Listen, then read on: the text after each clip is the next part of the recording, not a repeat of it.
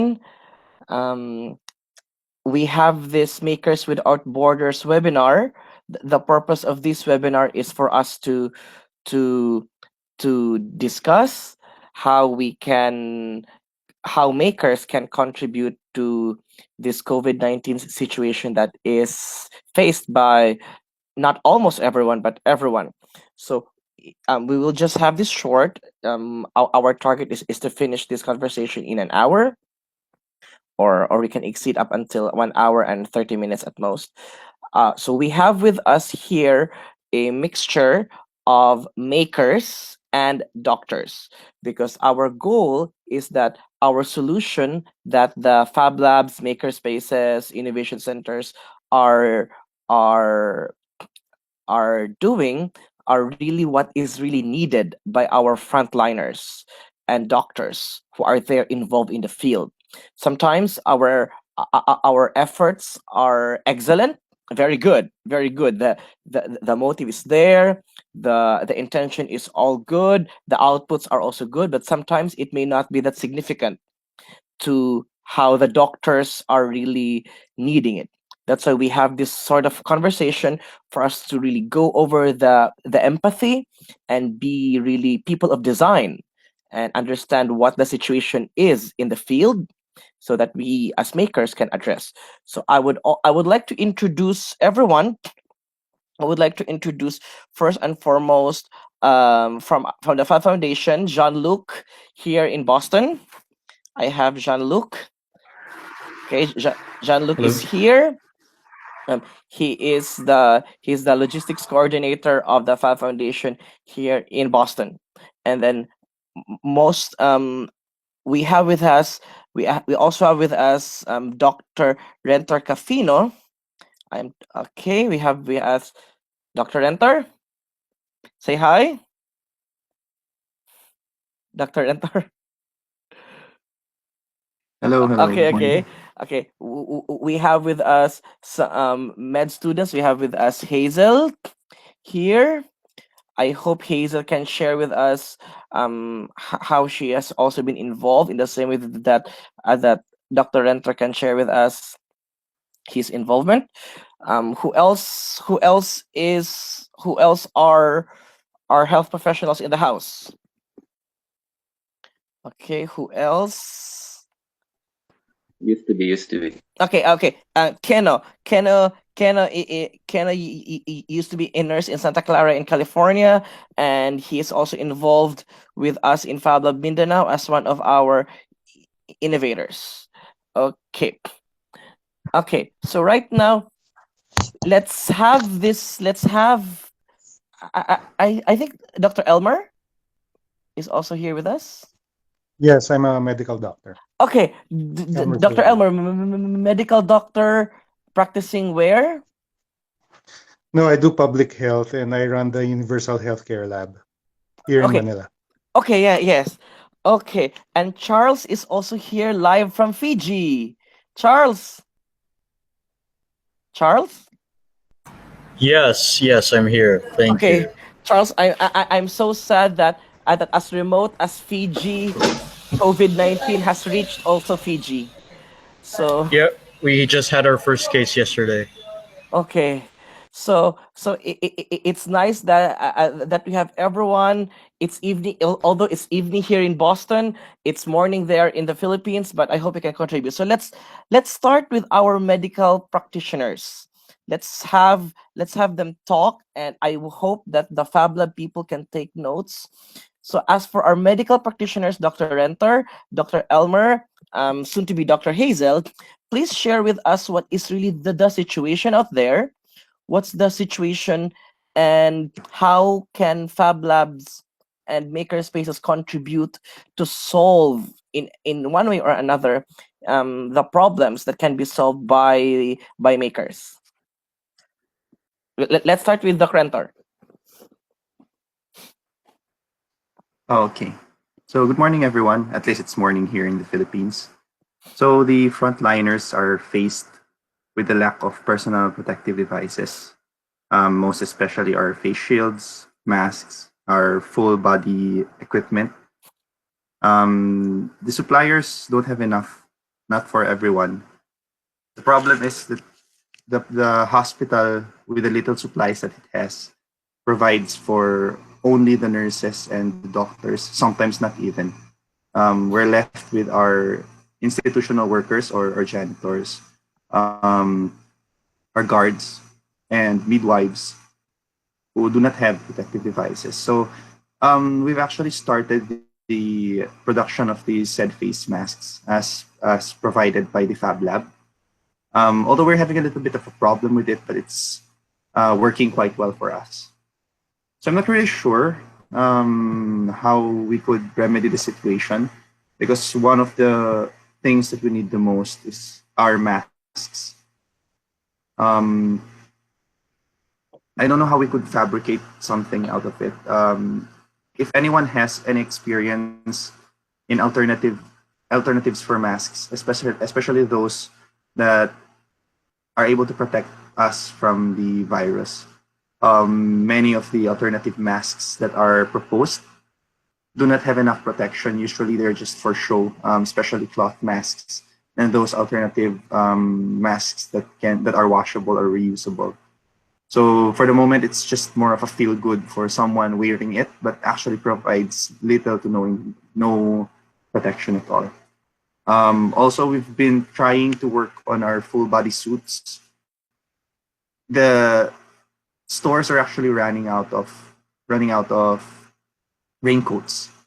We're using raincoats as an alternative. However, again, raincoats aren't really ideal and they're not enough. And our tailors and seamstresses have resorted to making makeshift protective gear out of shower curtains. Again, not ideal, but that's all we have, at least for now. So I would like to hear also from the rest of the doctors in the front lines what their situation is. Thank you. Okay, can we have Dr. Elmer?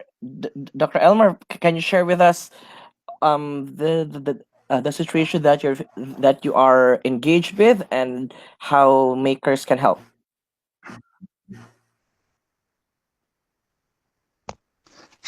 Hi, yes. Well, I'm not a frontliner. I don't do clinical work. I do health systems development work. And I know that uh, beyond the clinics and the hospitals, the cities and the provincial governments are in charge of mobilizing resources to make the health system work. So from the financing point of view and from the logistics point of view, um, they're doing that kind of work. I have not much to add to what Rentor shared earlier. I think he provided really good inputs. Okay, thank you very much for that, Doc. Can we have Hazel, who I think can share with us her involvement also? Hazel, please share.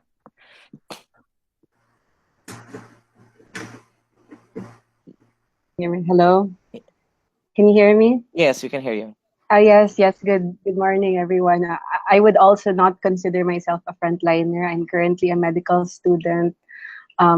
So our classes have stopped, but we have been tapped by the local society to like seek for donations of masks and other personal protective equipment because the hospitals are really running out here. And since like Cagayan de Oro, like the city where I'm from is parang bagsakan of all the patients with COVID in northern Mindanao, I see that this lack of PPE will be a big problem in the future. So I guess that's just why I was interested in this conference. Okay, thank you for that, Hazel. So right now we have with us three. But I think Doc Renter is the main person within our group involved in the front line. Who else I think knew? So Doc Renter, let's go back to you since you will be the source of the empathy. Um, Based on what you discussed, masks, PPE, full body suits, and this alternative, not helpful cloth masks and other for show or not that much effective solutions. Can you enumerate like so that our makers can have clear action plans, because after you, it will be their turn to share what they can do. Can you based on priority, or triage, or based on importance, what our makers should prioritize, because we cannot do anything, all of this. We also need to prioritize in the same way that medicine goes over triage of all these things. So please give us the priority so that we can assign it to the makers. Okay, in list of importance, I guess. Um, Unfortunately, masks are really needed. I'm not sure how we could fabricate this, or we could find an alternative for it. Face shields have actually been produced not just by us, but also by those who don't dabble into 3D printing. They're actually making alternatives out of foam and PVC acetate. So they serve the same purpose, and they're actually also used in the front lines now. So the big problem here is the things that we cannot actually manufacture, like masks and the full body suits. There are certain things like respirators, the N95 masks. These are like medical grade and are really needed, especially in handling the COVID cases. So I'm not really sure. I've seen Sir Arch. I've seen the proposal that you've put up in the chat group. The one with the one that looks like a respirator. Um, the one with the filter. So I think that could be an alternative, but I'm really not sure of its effectivity. I guess that's one of the things that we could be working on.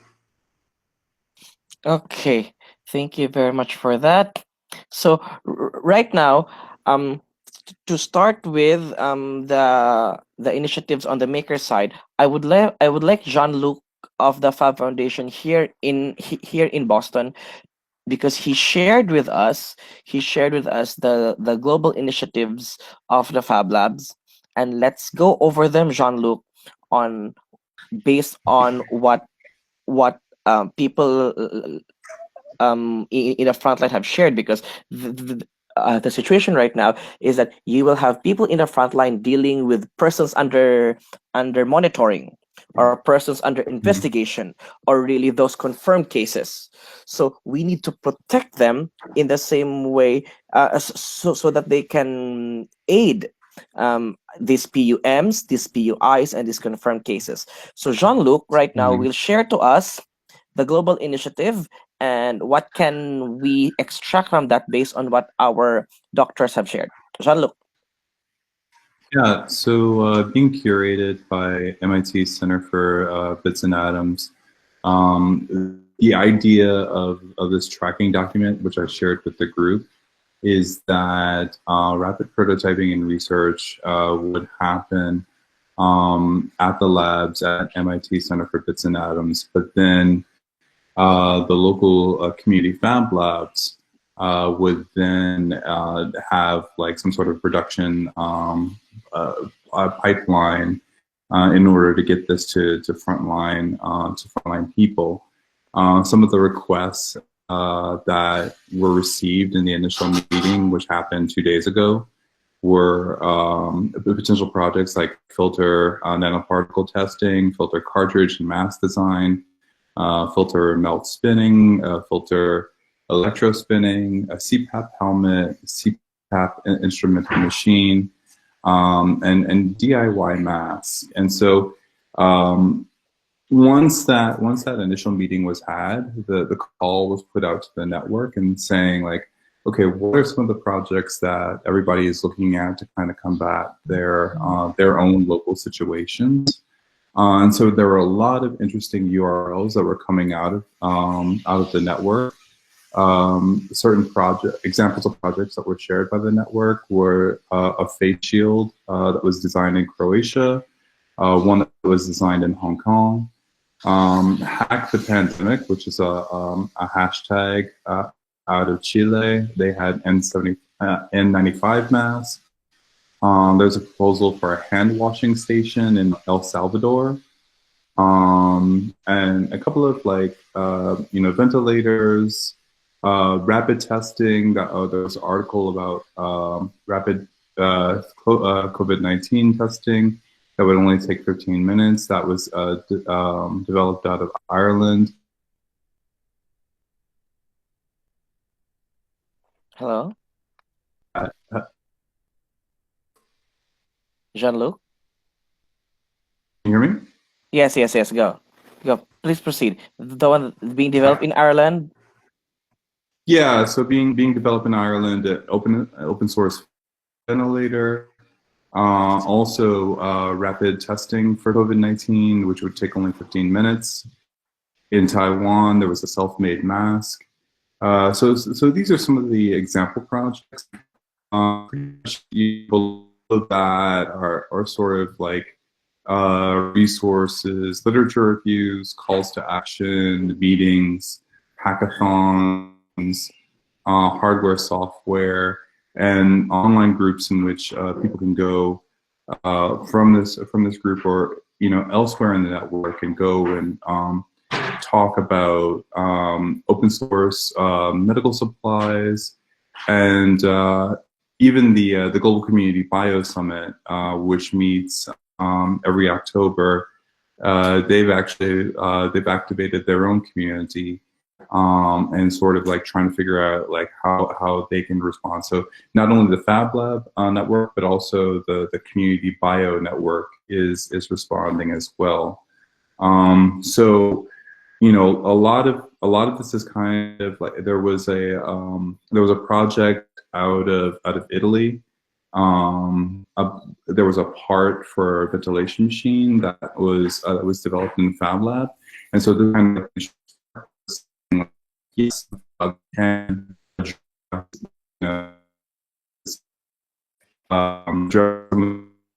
some of the shortfalls within the supply chain. So definitely, there's a lot that's out there, and there's a lot of potential. So we're really interested in seeing like what would come out of this call as far as like ideas. And after we've gone through this needs assessment, what are the design ideas that we can think of going forward? Okay. Okay. Thank you very much for that, Jean-Luc. Okay. So right now, since we since we heard from our frontliners, we've heard from the FAB Foundation. I shared with you. I hope you can open it. I shared with you in our chat box this series of outputs, open source outputs, and I hope people like Dr. Renter can go over them, since um, one very important input that I had from Dr. Renter's sharing is that some initiatives are good, but they're not really they look good on the onset. Say some, for example, this cloth masks, but they're not really protecting. It's more on it's more on what's the proper term? It's there, but it's not really medically helpful to our medical professionals who are dealing with persons under monitoring or persons under investigation. So right now, let's go back to our frontliner, Doc Renter. Based on the list that you have gone over, which of this do you think are really helpful based on what Jean-Luc shared to us?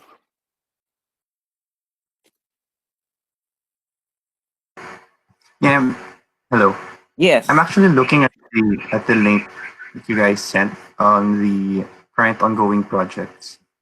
All of these are really, really good and would contribute tremendously to our efforts against coronavirus. But just as I said, there are certain things that we do out of desperation, like the one that was done in Italy. We have a part for the respirator. The problem with this is that the plastic that was used was not medical grade. Also, the little rivets or the little lines that are produced by the printing could actually be a source of infection buildup. So I'm not really sure about all of this. But then again, we're in a situation where we need to mobilize everything that we have. Looking at the face masks, face shields rather. Most of the face shields have almost the same designs, but so far for me, these face shields are the ones that serve the most purpose. They are the ones that give us the most protection and do not actually need to be like medical grade. Using PVC acetate, especially with the mask designed by FAB Lab and the rest, makes it easy for us to replace the face shield. So if ever it couldn't be sanitized or if we're not sure about it, we could just discard it and change it with a new one.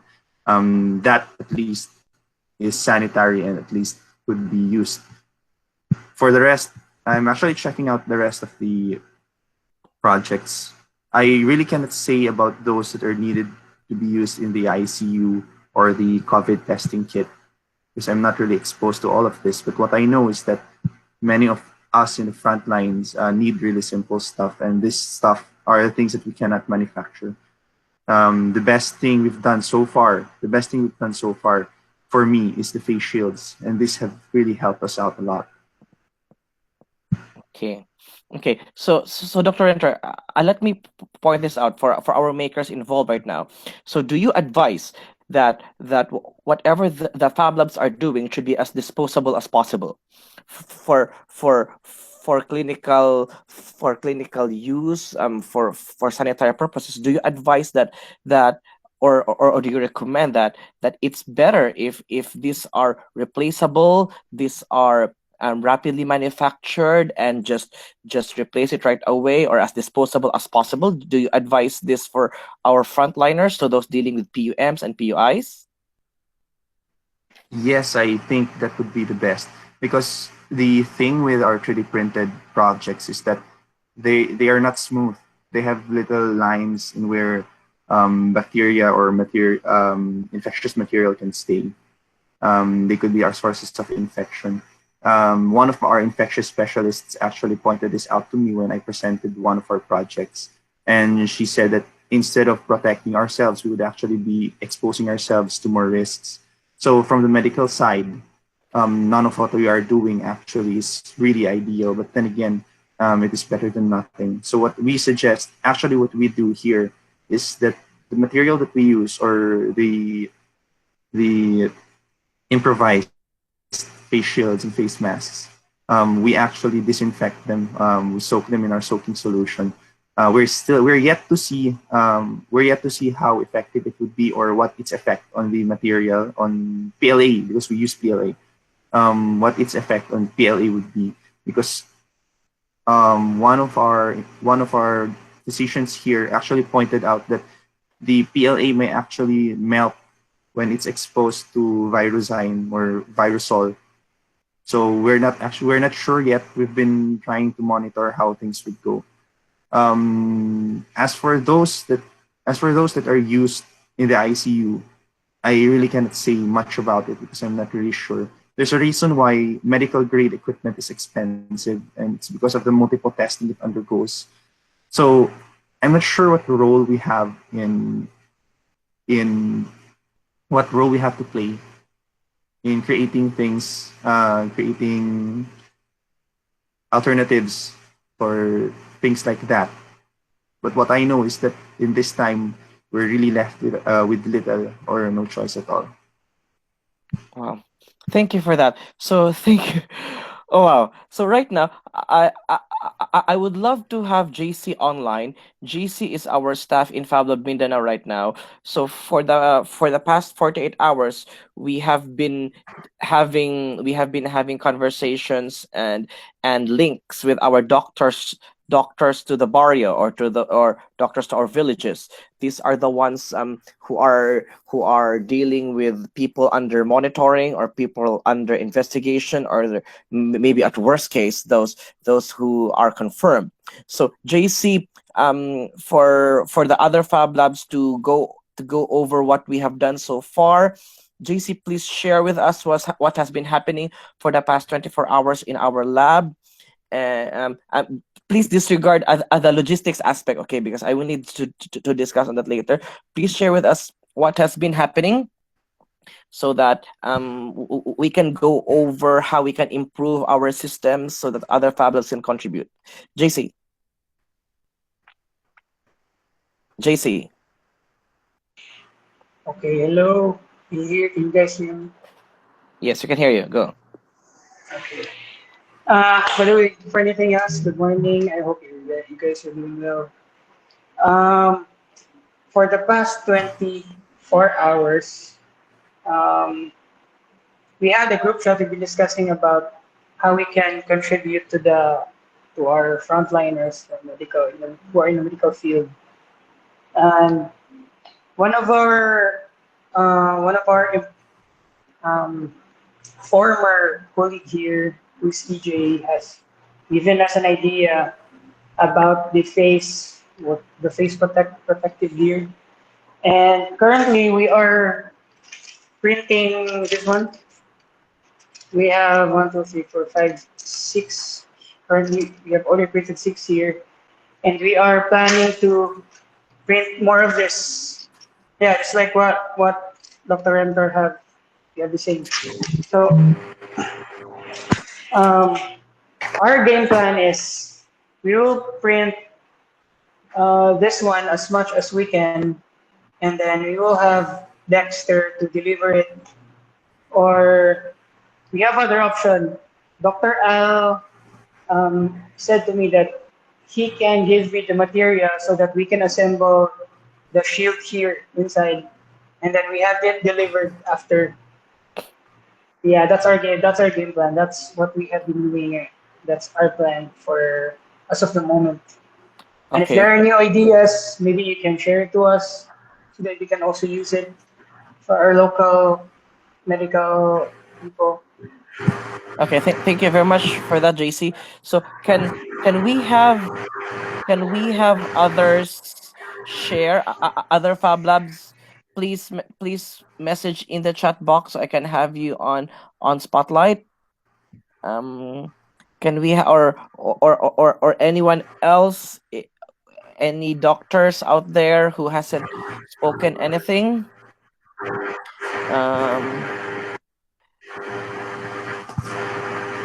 Okay.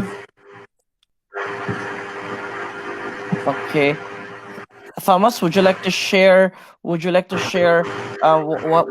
What have you been doing in France? Thomas.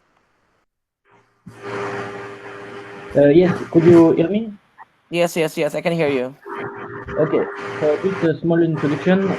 I am not right now in a Fab Lab, but I follow in the different conversation from Spanish makers and French makers. The situation seems very different in Spain and in France with the experience of what was said before.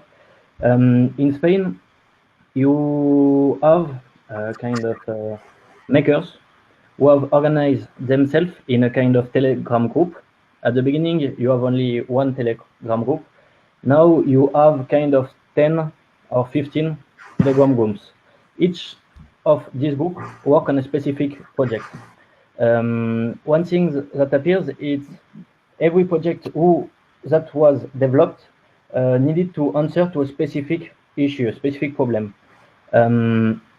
Most of the time, the projects at the beginning, didn't answer to the objective and the need of the medics. At the beginning, people wanted to follow kind of a model that they have found on internet, but in fact, it's revealed that this model wasn't correct and it was not useful to print it. It's why it's very important in Spain and in France in particular. In France, the French Fab network is doing a kind of take a lot of time before organizing at the national scale some projects. What I want to say is sometimes you can have a lot of initiative in the case of the Spanish network, but the thing is at the end you have too much projects, and these too much projects at the end cannot answer to concrete projects. And the main issue now, both for French people or for Spanish people, is to connect people who will need and makers. In fact, you will every time find maker who can have solution, who can have projects. But what will the thing that will miss often will be the needs of the medics or the needs of people, because every project who started, or almost every project that starts in Spain or in France, it's people who think that, oh, okay, I think medics need that, or medics need that, or hospital needs that. But in fact, not all the projects answer to some concrete and real need. And I think it's very important to link the maker initiative, the maker project, with the needs of the medics on the front line. And if Okay, we can yeah. have, it's not something new what I said. I mean, a lot of platforms that exist, a lot of projects exist at the global scale between makers and between doctors to link this project together. Because for the moment, you have a lot of makers who are working in a lot of different projects. And sometimes it's not useful and it will not be efficient because it will not answer to a specific need. Okay, thank you very much for the Thomas. So right now, we have all agreed from Thomas and from Dr. Renter that we need to prioritize and we need to connect. That's why we have this. We have doctors and frontliner people sharing to the makers on what is to be done. And based on what Dr. Renter said, we can prioritize right now for masks, face shields, body suits, and respirators. And I think masks will be a little bit harder, and I think that the easiest one are face shields, and when we prioritize it, we'll also deal with the masks. So right now, I would like to share with you the situation here in the Philippines, because the Fab Labs in the Philippines, although I'm in Boston, I'm mobilizing the Fab Lab in Iligan City. We have partners in Caraga State University, the one in Davao, the Fab Lab in Davao, the Fab Lab in the Pitan City, the Doc Renter's mini maker space inside his clinic, and Joseph's makerspace Zixco. So I would like to give this to Joseph, as Joseph will share to us what are the logistics challenge right now, Joseph, that should be coordinated with the doctors.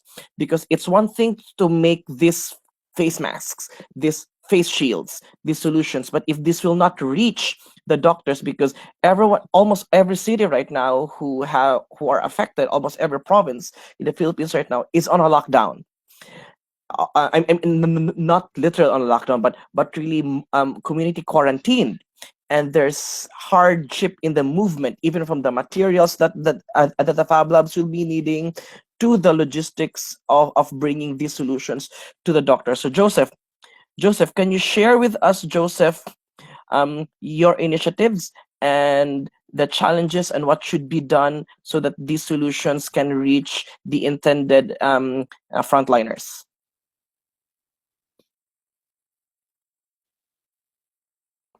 Joseph, can you unmute? Hi. Yes. Hi, Sir Archie. Hi, everyone.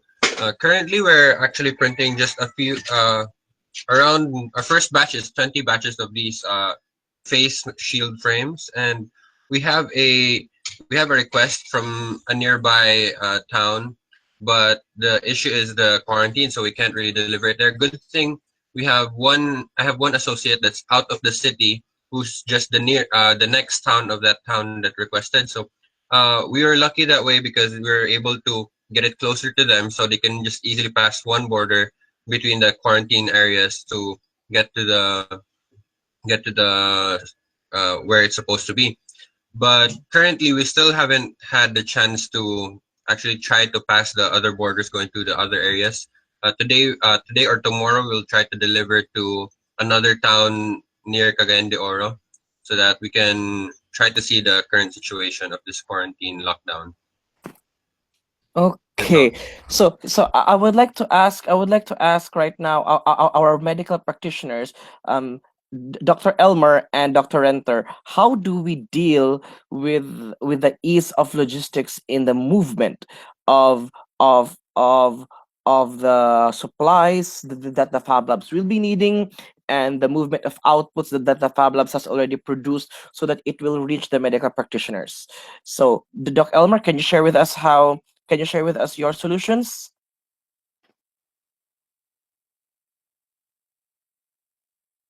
Hello, Dr. Elmer? Yes. Well, off the top of my head, administratively, the cities, it's the local governments that manage the gatekeeping. And I think the Fab Labs and the hospitals should start talking with city governments about logistics. Now, the city governments need to figure out logistics of medical supplies and food and other products that need to go in and out of the city without compromising the epidemiologic gatekeeping. So I'm thinking that's more at the organizational level. Okay, okay. So the Doc Renter, other than that, practically, what's the situation since Zamboanga City just declared community quarantine? My sister was on the last bus from Zamboanga going to Zamboanga Sibugay, and it was really that hard that even if it was the last bus, it was lucky for her that she was able to get out of Zamboanga City. So, Dr. Enter, practically, what should be done? How should the coordination with the city be doing? And I think Mark Lucas will also share that after Dr. Enter. Dr. Rents, can you share with us the game plan? Hello. So I guess it's been mentioned that the coordination with the LGUs will provide us with the best results, I guess. But as per the order of our mayor right now, those who are exempted from this rule, from the community quarantine rule, are health workers, as long as they show their IDs, and the logistics for goods that includes medical supplies, food, and the like. So I think the face shield frames could count as medical supplies, and I think coordination with both the hospital and the local government units for the Fab Lab people to be given special passes for the delivery of these goods. Okay. Can we have Jason over? Jason, can you share with us the situation in Davao right now and how we can deal with this situation? Can you share with us, Jason? Yes, actually for goods, it's still allowed. So they have a specific set of guidelines. So I think it changes between LGU to LGU. So different local governments have different rules. So like in Davao, the rule is you can bring in a truck full of cargo, regardless if it's medical supplies, regardless if it's retail goods, as long as there's only the driver in the truck. That's their only condition. I don't know with other LGUs how they do it, but here in Davao, that's their case. Okay, thank you very much for that, Jason. Mark Lucas here, there in Ilocos. Please share it with us the situation of the logistics there. Mark, please unmute yourself, Mark. Okay, good. Hello? Hello?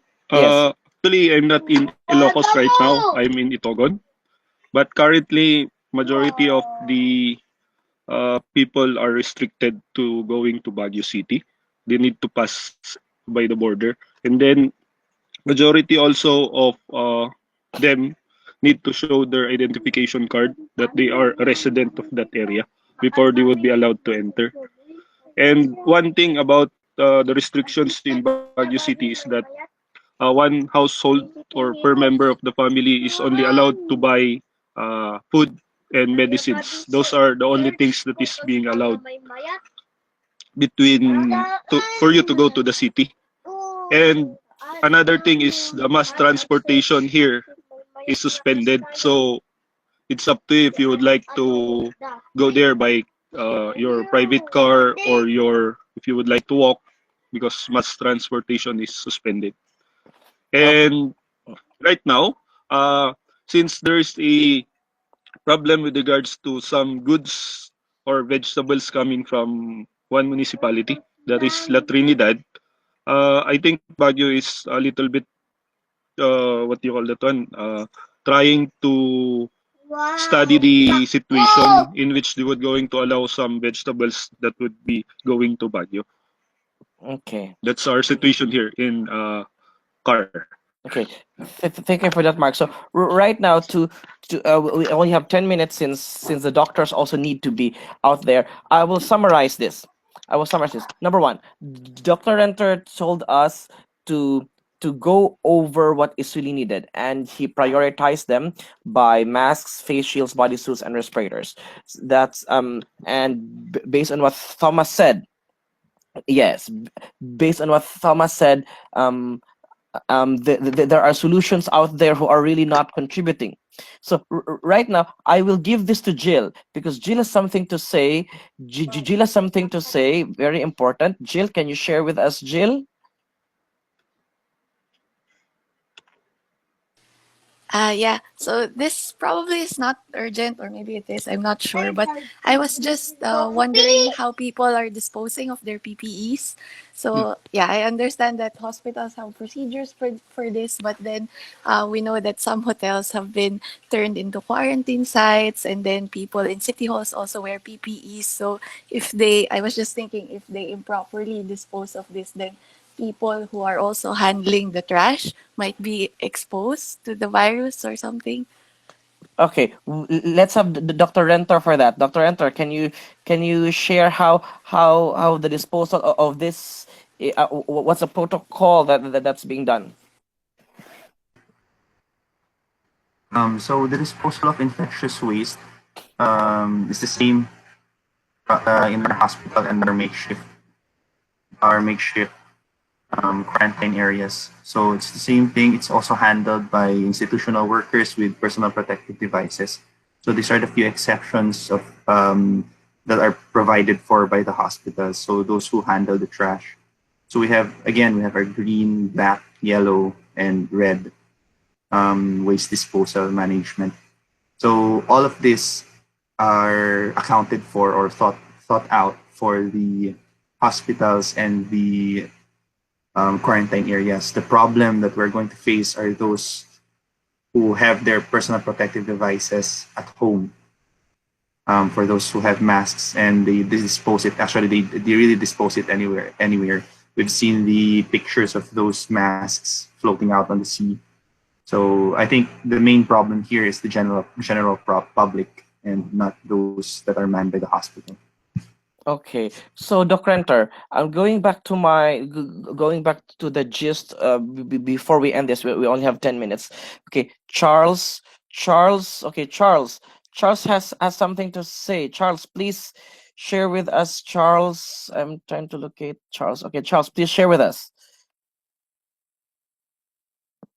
Yeah, just really wanted to share something. I know I'm in Fiji right now. I really wish I'm in the Philippines doing some humanitarian aid work, but I am in an organization called Field Ready, and our goal is to localize the manufacturing of aid supplies. And the difference with here in the Philippines, that at least in the Philippines, there's a lot of fab labs and manufacturers that we can tap on.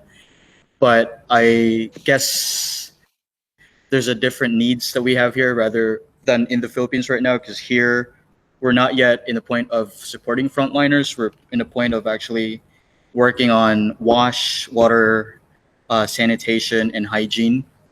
So a lot of the things that we do here is creating permanent foot-operated hand wash stations so that it's not contagious for people to use it. Even temporary ones, we're developing that. And we're trying to test it and see if it works for the communities, even putting latrines in villages as well. So it's nice to see the dynamics of like what every places has been trying to solve in terms of what problems they have with the outbreak. But again, look, going on the comment, we've tried to figure out on ways of doing 3D printing, but then not everybody has a 3D printer, and not in the Philippines also, not every province has a fab lab. It would be nice to actually have the whole Fab Lab community to really work together in helping each in the provinces that they have. I hope we could work on that, Archie. And Yes. but yeah, if we could find ways to just really see what we have as like what sort of manufacturing capabilities we have in our location, and then use that, or like tap these businesses to actually manufacture supplies for the outbreak. It would be nice to have such, sort of ideal situation. Thank you. Okay, thank you very much for that, Charles. So right now we only have 5 minutes here, and we're very strict with our time because our doctors here also need to go back to their to their stations. So number one, okay. So here's what we have discussed, and in support to what Charles said, and what I have discussed also with Jean-Luc, is that number one, let's talk about the Philippines, the access to Fab Labs. So I have been coordinating right now with the other Fab Labs. Like, say for instance, just yesterday, one a group of people in Negros would also uh, be part of how they can avail the initiatives of having the frames. So I connected them to the Fab Lab in Dumaguete, which I hope they will respond right away. Those in the Zamboanga Peninsula near the Dapitan area, we connected them right away to to the the Fab Lab in Dapitan. Joseph, which I will let him share the how the Fab should respond as closing for the logistics, is dealing right now with the Misamis Oriental area. So our goal right now for the medical practitioners here, please connect with us because we will connect you to the nearest Fab Labs. And those Fab Labs out there, please connect with your local doctors, because it's since everyone right now is on community quarantine. Almost every geographic area in the Philippines right now is in community quarantine. It will be easier if the Fab Labs nearest to you can supply the modified tools that you'll be needing. So that's number one, very important. And second, I'll before I will give this closing remarks to Dr. Renter, the importance of the disposability. I, I I like the face shields that we have. Good that the frames can be easily disposed. We can dispose the acetate right away, but God knows until when we need to dispose and manufacture again the frames. So I think that's the important one. First is the access to Fab Labs. Second is the development of really rapid prototyping. This really rapid prototyping in actual practice, and how we can dispose right away and make right away. Okay, so in closing, I would love to give this to Dr. Renter. Dr. Renter, can you give your closing remarks, and then I will give this to Joseph to share with us the logistics aspect of how to reach this. Dr. Renter, closing remarks. Okay, so thank you very much. This meeting has been very productive. At least we've gone over everything, or at least what we could think of at the top of our heads, the current situation and what we can do about it. So I would just like to, as a closing statement, I would just like to point out that a lot of what we are doing right now has a big impact to the frontliners especially, and has helped us out a lot. But as it was mentioned earlier, having a lot of projects spreads us out too thin, and that we should focus on doing something, at least something that would be of big help and be usable to our physicians and frontliners alike. On the issue of disposability, I think it is easy to dispose of the material that we use since it is also biodegradable. And however, what the issues that we're going to face right now is the speed of production and how we're going to, the logistics of how we're going to get items that we make to those people who need it the most. So I would really like to thank everyone who participated, especially the Fab Lab group, for helping us out in this dire time of need. Thank you. Thank you very much for that, Dr. Renter. So we will have Joseph, and then John Luke has his closing remarks. So right now, in transition to Joseph's closing remarks, there is also a problem among Fab Labs, because our Fab Lab in Fab Lab Mindanao right now only have limited, and just like all the other Fab Labs, we are manufacturing, as what Dr. Enter said, as fast as possible, manufacturing items. But our Fab Labs are also faced with the supplies, like JC did an inventory, and we only have, I think, 20 spools, or 20 or 25 spools of PLA, and I think it's able to manufacture 200 to 300 or God knows how much the 3D printed frames, and the Dr. Renter only has 2 left right now. So we are also faced, Fab Labs and maker spaces are also faced, in as much as possible, in as much as we want to help, um as much as possible that we want to help our frontliners, this community quarantine and the hardship of the logistics also makes us hard to source out materials to help. So Joseph, can you give us, Joseph and JC, Joseph, can you give us your closing remarks and practical tips on how Fab Labs should coordinate with their suppliers? Because I think even the suppliers are also having a hard time. How Fab Labs can coordinate with the medical doctors who will be getting the supplies and will be getting the outputs. Joseph. Yes, sir, Archie. I actually just got a message about the logistics of going in and out of the city during the quarantine, and for delivery of materials for projects for like, let's say, private entities, or let's say even government. You'll just need a delivery receipt for whoever you're delivering the materials to. You just tell them what it's for. Like, let's say for medical supplies, then they'll let you through. But that's for our local LGU. So I'm imagining it's similar to the other areas as well, where you just present your delivery receipt, who it's addressed to, and what it's used for. And then also, I had a different question about for the Filipino people and the doctors who are in this meeting. For the design, this is the current design that we're printing.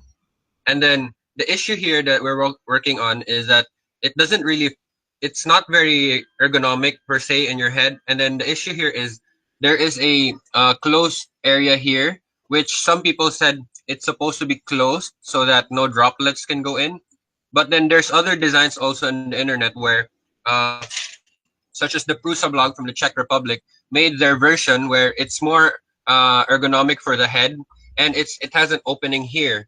And then actually, I just read this morning in their email that they were just approved by their health minister to produce these for their public health responders. So they're actually producing about 800 a day now. So I was wondering if in the Philippines we can use their designs as well, compared to ours, which is more or less uh, inferior to their design. So yeah, I was just wondering if it's okay to produce without a cover or with a cover. Okay, That's thank you all. very much. Thank you very much for that, Joseph. Um, JC, JC closing the situation in the Fab Labs. JC, are you there? Okay, JC is not. Yeah, I'm here. I'm here. Yes, I'm here. JC, please share with us the situation in the Fab Labs, input wise, inventory wise. What should Fab Labs do? Like how many inventory do we need? Because I think the problem right now, as what Joseph said, is that it's really not the local supply chain. It's really not the local supply chain, but it's the nationwide, or the supply chain as a whole. Because even if we can have PLA as simple as filaments, as what a Dr. Ritter said, he only has 2.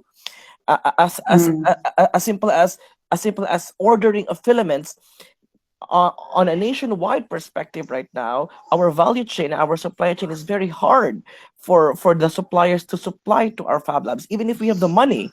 So JC, please share to us the local situation of our Fab Labs and how other Fab Labs can face the challenges like from our materials to our scheduling, because some Fab Labs are inside schools and some schools right now Yeah, are yeah. on a lockdown.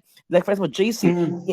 in as much as possible that the entire Fab Lab boys, even here, even I'm in Boston, the three of the Fab Lab Mindanao boys are in Iligan. Only one is allowed.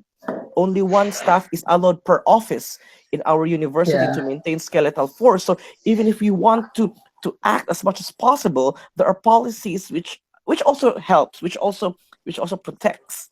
But how do we deal with this, JC? And what tips can you share on how Fab Labs can deal with these challenges? Okay. Um, okay. Beforehand, I would like to agree of what Joseph said.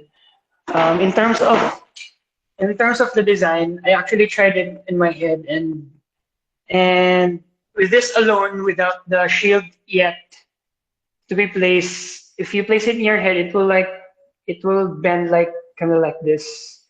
So it's a kind of problem with the design. So I think the design that Joseph showed is, I think I'd like to print that one. And in Iligan City, specifically in MSU-IIT, we are only allowed one staff to be in every cost center.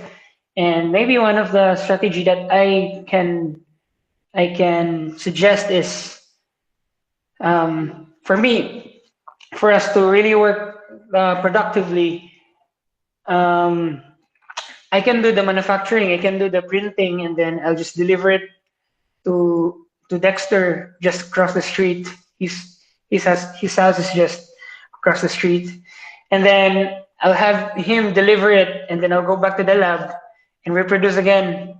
Maybe that's one way of for us in our Fab Lab. And in terms of in The terms of materials, the the materials, materials of, our of inventory, manufacturing this one in our our inventory inventory, problem. we only have limited number of PLA, and the rest are really the rest are ABS, and then the rest are not environment friendly. But if the medical if the frontliners would want us to print, even if for the sake of having it, maybe we can use those materials, but we would still need to decide it.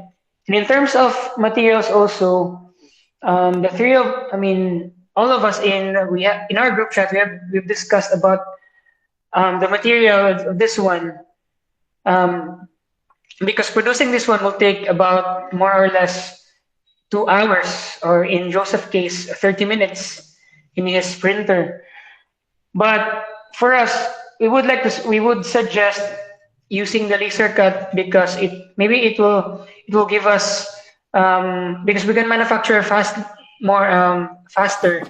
I mean, within 15 minutes we can produce like uh, in 15 minutes maybe 100 pieces or 50 pieces. It's a lot faster. And but we're still discussing if we're gonna use the MDF or the acrylic, because another issue of arise is the comfortability in the head, the discomfort. Maybe if we use acrylic, it will hurt the head of the people who are gonna use it. And also, if we will use the MDF, the wood will absorb the sweat, and the wood will eventually break. And also, if we will use the acrylic sheet, the issue also there is it's it will break if you will drop it. It will easily be break. It's really highly breakable. So those are the issues that we are still. Those are the issues that we are still trying to solve right now Okay. with in our team. And luckily, we have a brilliant minds, and we need to finish our ideas yet.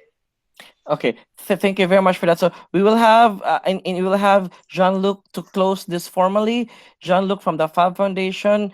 Jean-Luc, can you give us your closing messages so that we can end this? Yeah, So I just wanted to kind of like reiterate, we did the walkthrough of the tracking document, and it started off as a project that was a bit top down as far as like doing research and development over at MIT, and then thinking about mass production of designs in local community fab labs.